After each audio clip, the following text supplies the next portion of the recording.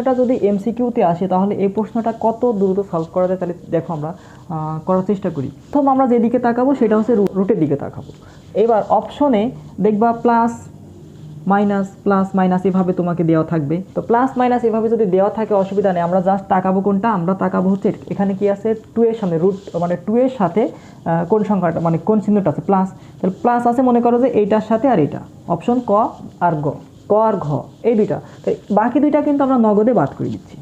ঠিক আছে, কারণ এই 2 এর সামনে যেটা থাকবে সেটা সিলেক্ট করবো আর বাকি দুইটা আমার বাকি চিহ্ন যে দুইটা থাকুক আর তিনটা থাকুক সেগুলো মনে করো নগদে। এবার আমরা কী কাজ করবো, এই 2কে ভাঙবো, কোন দুইটা সংখ্যা গুণ করলে √2 হয়, কোন দুইটা সংখ্যা গুণ করলে √2 হয়।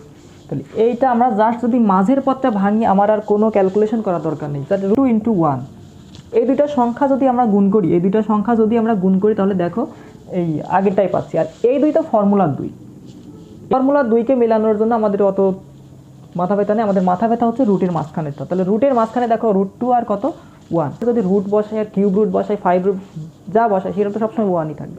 দুইটা অপশন সিলেক্ট করছি সেটা ক আর ঘ। এবার ক আর ঘ এর মধ্যে দেখো কোন যেটাতে √2 আর 1 আছে, যেটাতে √2 আর 1 আছে সেটাই আমরা সিলেক্ট করে ফেলবো, কারণ এই √2 আর √1 √2 আর √1 যদি গুণ করি সেটা দিয়ে আমরা কি মিলাইতে পারি, √2 মিলাইতে পারি।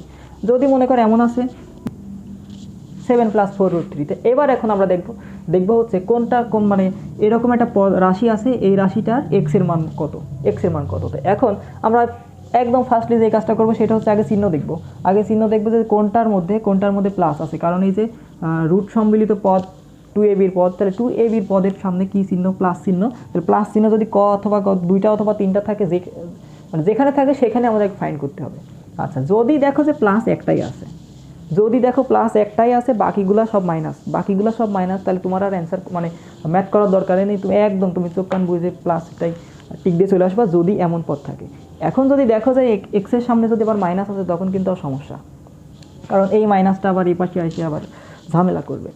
তো যাই হোক, মনে করো যদি এক্সটা কি পজিটিভ থাকে, x² রাশিটা যদি পজিটিভ থাকে, বাকিগুলো যদি এমন থাকে, তখন আমরা ক্যালকুলেশন করবো। জাস্ট আগে প্রথমে চিহ্ন মিলাবো, তারপর চিহ্ন মিলানো হয়ে গেলে এই পদে আসবো। তাহলে এই পদটা দেখো কিন্তু 2ab এর মধ্যে নাই, কেমন আছে 4 × √3, তাহলে এবার দেখো 2 × √3, দেখো 2 দুগুণে কত 4, এই যে 4 হয়েছে। কিন্তু 4 বানানোর আগে আমরা কাজ করতেছিলাম হচ্ছে 2কে বের করে নেওয়ার, 2ab 2কে আগে বের করে নেব।